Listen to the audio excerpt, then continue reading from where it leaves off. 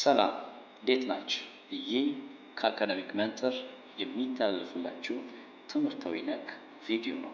በዛሬ ቪዲዮ የማቀርብላችሁ በሪሰርች ውስጥ አብስትራክት እንዴት አድርገን መጻፍ እንችላለን።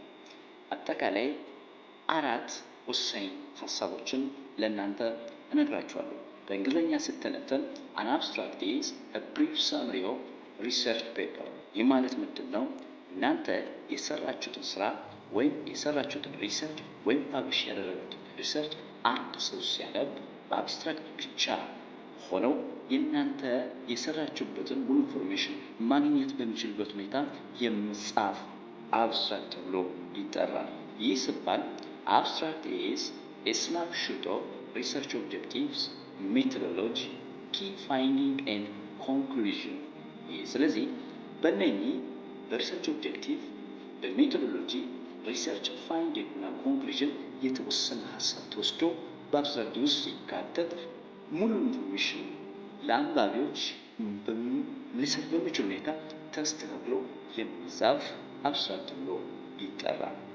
ሶስተኛውና ወሳኝ ነገር አብስትራክት ሲጻፍ ሪፈረንስ ማስቀመጥ አይቻልም። አብስትራክት ያለ ሪፈረንስ ይቀመጣል። ይህ ብቻ አይደለም፣ አብስትራክት ወርድ ሊሚት ይኖራል።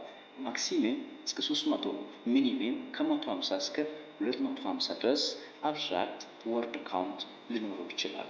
ሌላኛውና አራተኛው ወሳኝ ነገር it will be written after finishing all the paper።